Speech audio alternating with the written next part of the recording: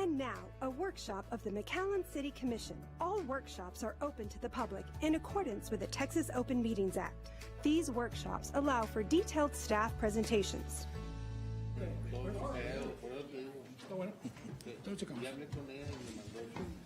Good afternoon, everyone. I'll call this workshop to order.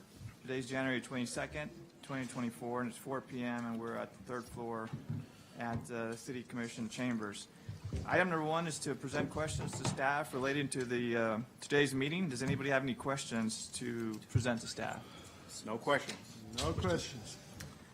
There being none, we'll go to item number two, Public Art Master Plan Update. Yes, sir. Mayor Pro Tem, City Commissioners, the Commission requested of staff to look for the possibility of creating and developing a public art master plan. So at the direction of the City Manager, Public Works, and Keep McAllen Beautiful, along with Cesar Rodriguez from the City Manager's Office, conducted research relating to public art.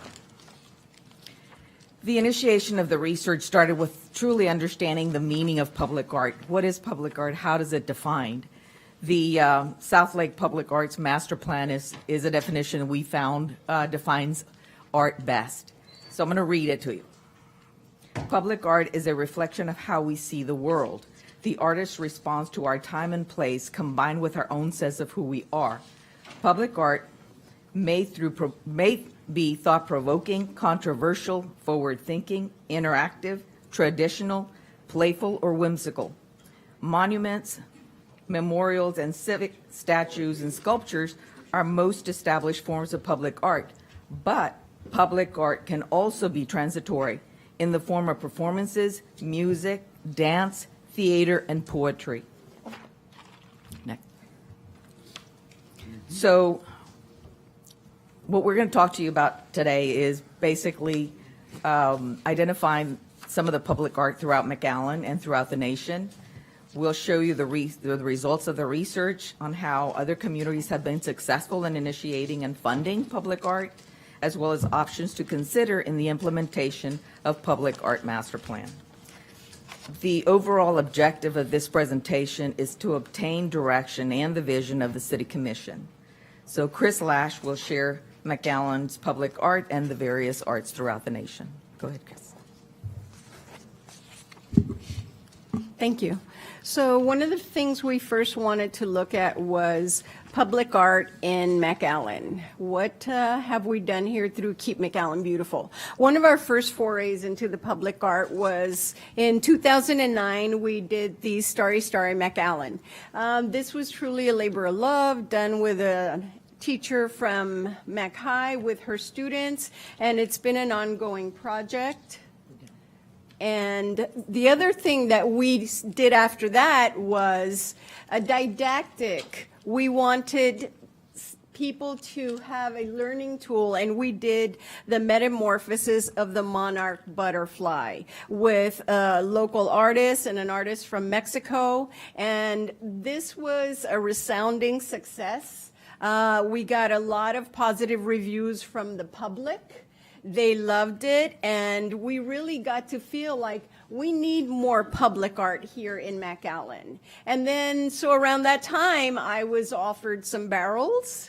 So we did some trash barrel art, and we worked with some students from Mac High and from Nicky Rowe to do some barrels. These barrels, we've done about 30 of them. The last installation was completed with STC students, and they are all around the hike and bike trails here in McAllen.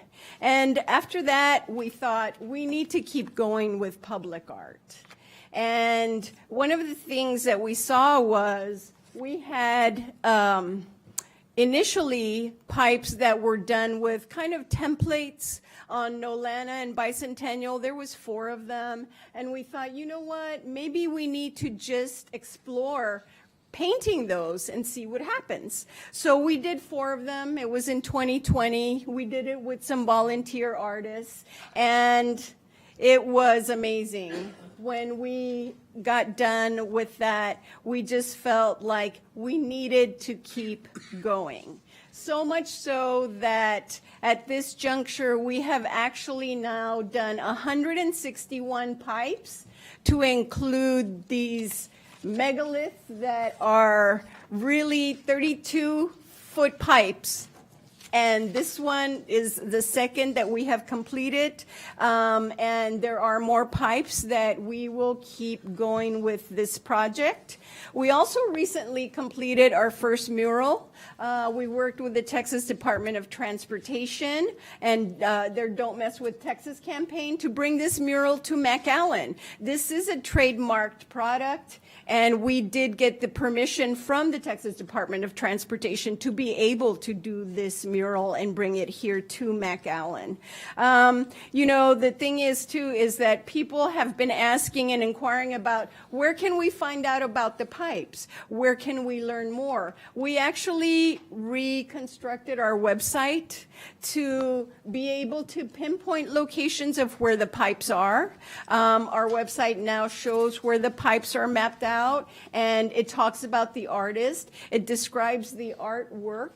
And so people from all over the country now can view our irrigation pipe art through our website. And the beauty of it is when they click on the artwork, they get a 360 view of the entire pipe. And so we've actually had visits from around the world onto our website. You know, we have a lot of traffic on the website now because of the pipes. Some of the sculptures that we find around McAllen, we wanted to highlight those as well. We have pipes that actually focus on the Performing Arts Center. We have sculptures at the Performing Arts Center. The Veterans Memorial also features several sculptures. These are sculptures that we currently have throughout McAllen. We also have at the PD, beautiful sculpture there. We have other sculptures on Auburn. We have this sculpture. Quinta Mazatlan also features several sculptures here in McAllen. Quinta has very beautiful sculptures throughout their park. We have the irrigation worker on Nolana. That's another beautiful sculpture. We have the, on Main Street, a sculpture that was created by Brian Wedgeworth some few years ago. We also have IMAS with its beautiful sculpture. And again, these are just some sculptures we have. Recently, we've also seen a lot of murals come up in McAllen. This is through private commissioned installations that we are seeing these particular murals come up in McAllen. And again, all of this is public art. And some of these are, you know, commissioned works. This one was done a couple years ago at McAllen. And then we also wanted to talk about works, iconic pieces of work that you find around the country. This one, Blucifer, for example. Blucifer is one that is featured at in Denver's airport. The price tag for that when it was built in 2008 was $300,000. By today's money standards, that is probably about $434,000. This Sunspot, another one in Denver, that one was installed in 2011 for $310,000. Today's pricing market, we're looking at maybe about $432,000 for sculpture. This is the Big Blue Bear at the Denver Convention Center. That one was installed back in 2005 for a price tag of $424,000. By today's, we're probably looking at over $500,000, so $682,000. The famous iconic love sculpture. There's actually 50 of them around the world. When it was first created, the very first one in Indiana, it was in 1970, and it cost $35,000. This last love sculpture that was sold at Christie's auction for over $1 million. The iconic bean, everybody knows where the bean is. The bean, back in 2004, cost $23 million. So by today's standards, that's about $37 million. And again, these are very iconic sculptures. I leave you with one last one. It's a clothespin. You know, I saw this clothespin and I thought, I need to show you this because this highlights how art is very subjective. Art is really open to anyone's imagination. The price tag back in 1976 when Philadelphia put this up was $3.6 million. By today's standards, we're probably looking at over $17 million for that sculpture. So there you have it. So as with many master plans, it is imperative to identify the stakeholders. Identifying the stakeholders and acquiring this support for this project, you're looking at the entire community's buy-in. So we're looking at city officials, the artists and art districts, the residents, obviously, visitors, businesses, commercial establishments, and nonprofit organizations. So Cesar will share with you the findings of our research. Thank you, Elvira. So we looked at cities throughout the country, cities in Texas with established art programs, and we found some common elements in all those established art programs. One of them was internally the cities had adopted or have adopted a program where new and eligible capital improvement projects allocate anywhere from 1% to 2% to public art at those specific project sites. You do have cities like Austin and Fort Worth at one point had 1% and removed those caps on specific projects because they did find them to be a little too limiting. You saw some of the prices. They really wanted to do work that would attract visitors, that would be iconic, and they found that 1% to be somewhat limiting.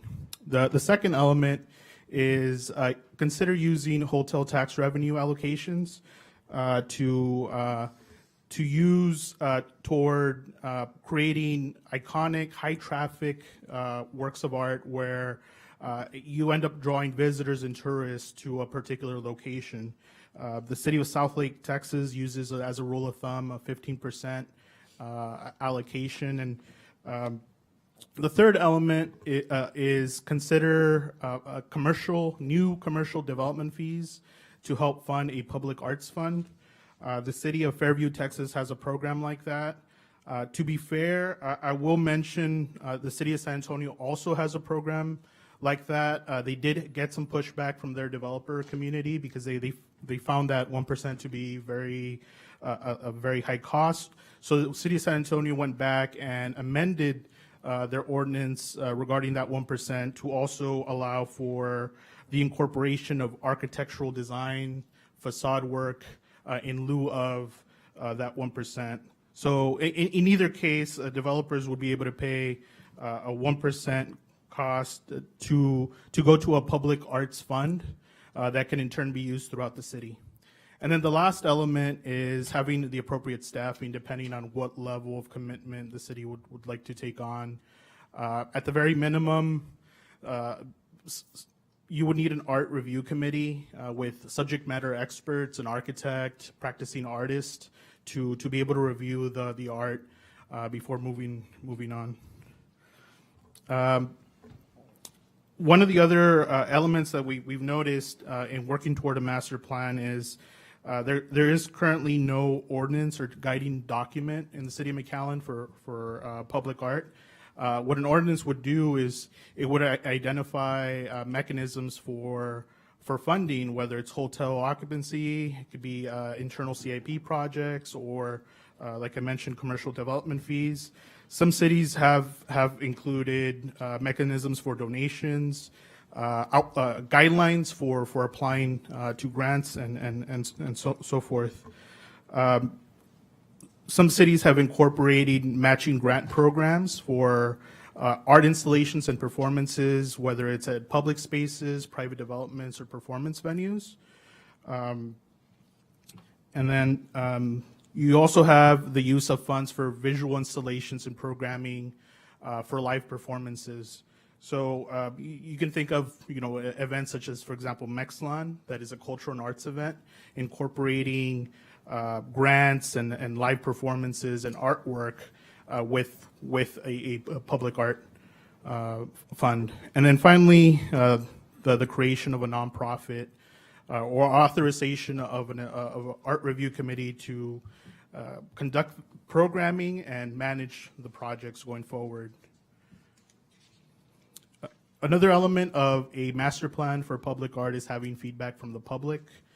We do have a public art survey, or a sample of one, a mock one that includes, in addition to standard demographic questions, it includes questions about the types of art, the mediums of art that the public might want, such as murals, statues, or performance art. The themes that the public would like to see, such as nature, patriotic themes, or popular culture. And locations where they would like to see those installations. Which public spaces would they like to see that particular art, whether it's installations or performance art. So, like we said earlier, staff really is seeking direction from the commission. We want to know what the expectations and the vision of the commission is moving forward. What are the timelines for this particular project if you want to move forward with it? And here is a list of options. They're not in any particular order. We just are seeking guidance at this point. Any comments? Yeah, I mean, I like the idea of a master plan. I like public art being emphasized and being something that we show the community is important. I think starting out with a well-rounded survey that's available to the public is a good first step. Funding mechanisms, I think it's probably easier for the city commission and city management to establish maybe a fund, right? Whether it's 50,000, like a fixed amount that can be applied to getting it off the ground. And as momentum is built, and let's say there's a project pipeline, applicants, depending on what exactly we're looking for, or the projects that are being looked at, then maybe you move on to a more complex funding structure that's built in. But I think initially it's easier to set aside some funds that can be monitored. Now, McAllen Arts Council used to exist, did it not? I was on that years ago. Short-lived, but I remember I was on it for a little bit.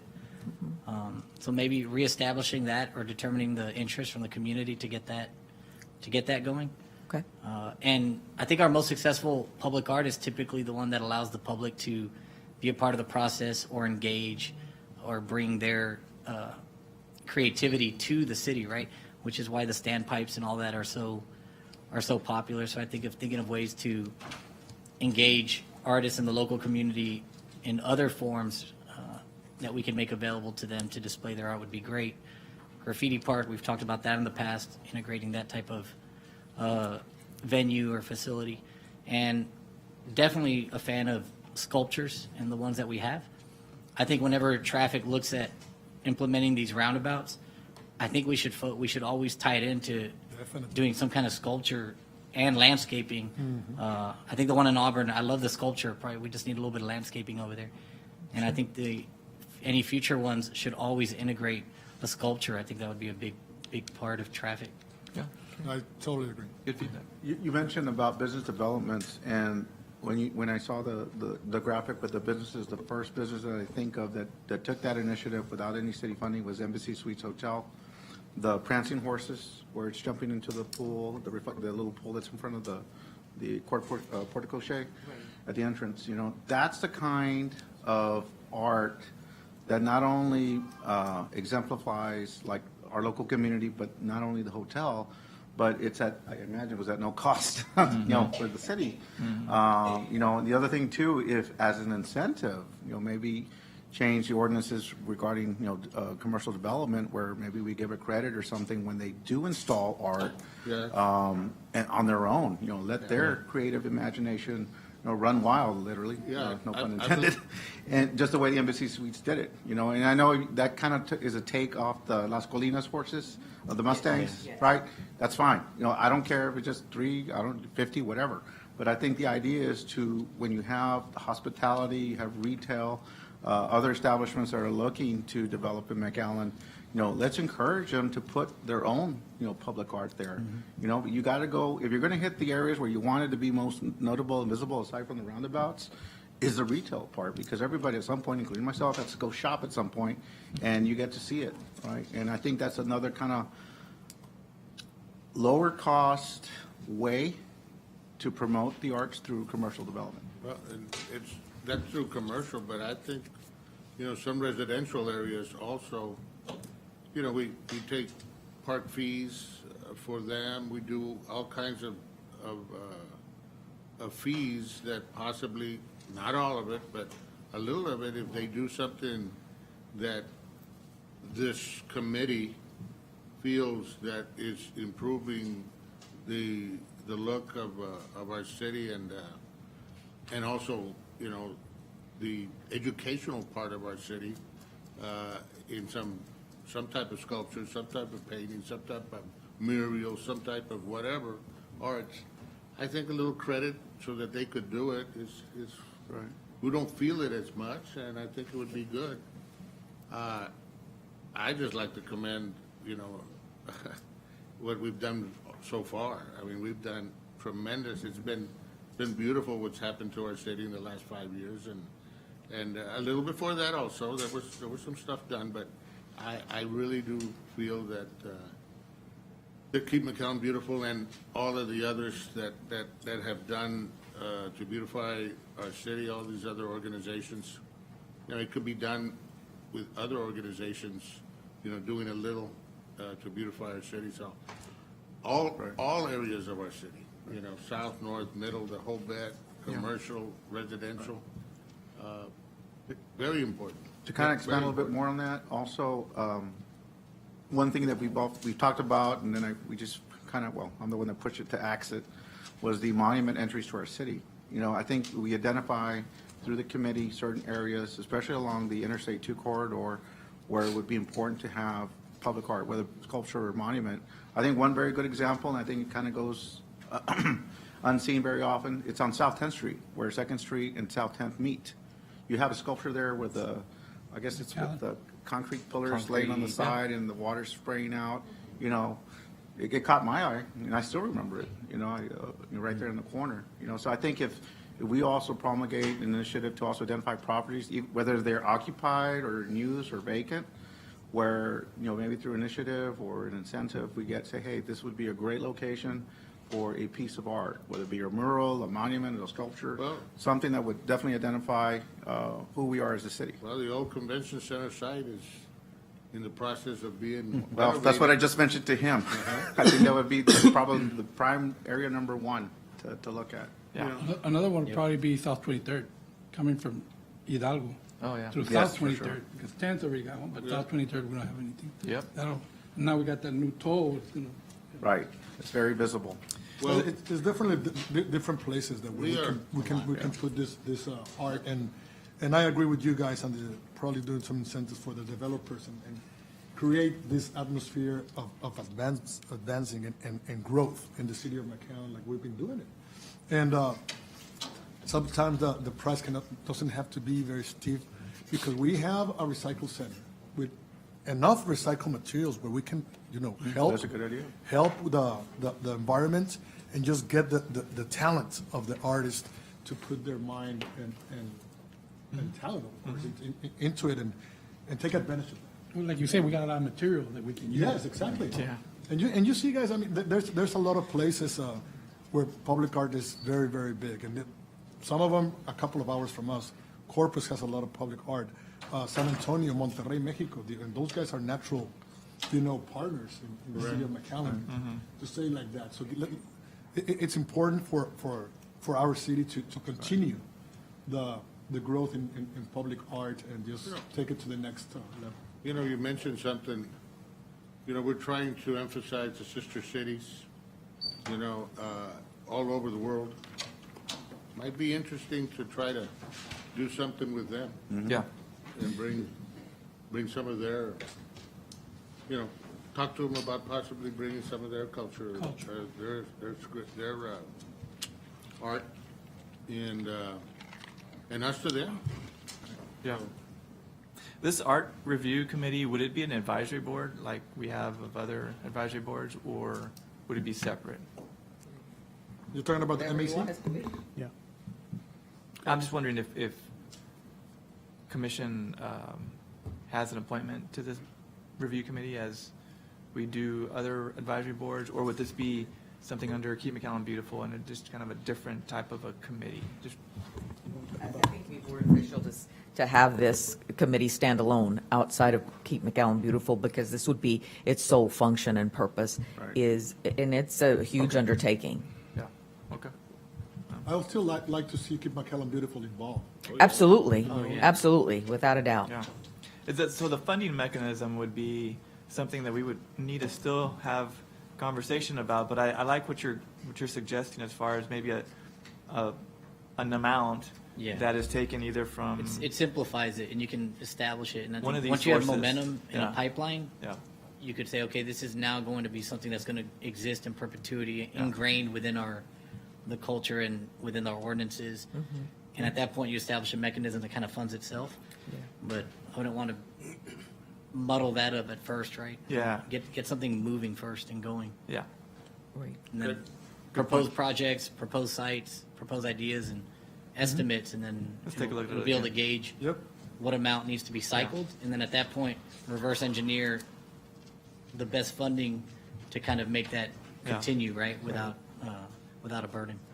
Well, it's a good master plan. It's a good analysis. It's a good first step towards putting together a committee and a funding mechanism that will take us beyond. And so it's very encouraging.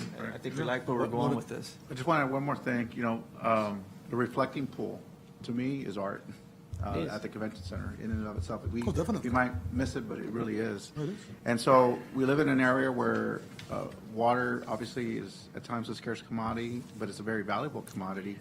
To maybe incorporate, something like the Fort Worth water garden. Yes. Right? It doesn't have to be a sculpture. It doesn't have to be something. It could be something as simple as that on a smaller You take scale. the right? entrance of the library, that concrete Right. canopy water feature. There you go. is- That's another is beautiful. piece of- I've always- beautiful piece of And it work. photographs very well. People take Yes. amazing photographs of it. Yep. So Yeah. it could be as simple as that. It doesn't have Yeah. to use a lot of water, right? We kind of be on the conservative side, but yet we promote how important it is, because water is life.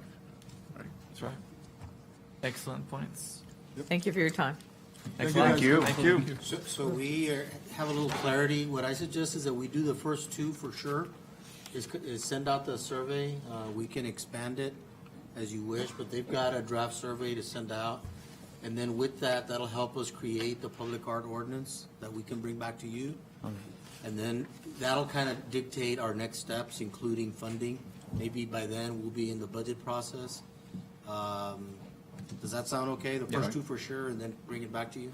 Would it be worthy with regards to the creation of public art ordinance to actually have people who are in the arts to maybe participate or have some input on the creation of that ordinance? I mean, I don't know how other communities. Most have done it. definitely, you'd have to have You're right. the experts, yeah. They know. They know. I know. I can barely draw a stick figure. Thank you. Thank you. Terrible. Mayor Pro Tem, the next item is on Sherry Road. We can take it up. Thank you, guys. This is an item Thank you. that the mayor requested, and he's out. So if you'd like, we can take it on or table it until next meeting and go into executive, whatever you prefer. What do y'all think?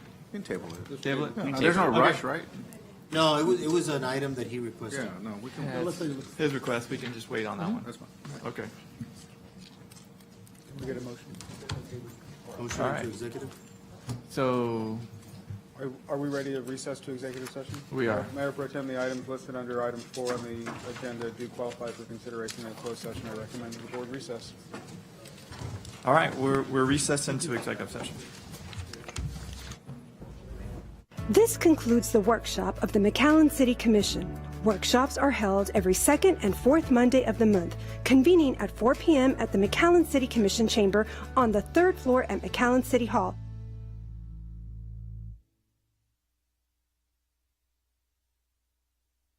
Darn it, without water, there is no life. Plain and simple. That's what I was having a discussion with Mr. Rodriguez. It's a shame there's not more people here, because this is the lifeline of our city. As our city continues to grow north in the northwest direction, without water, we don't have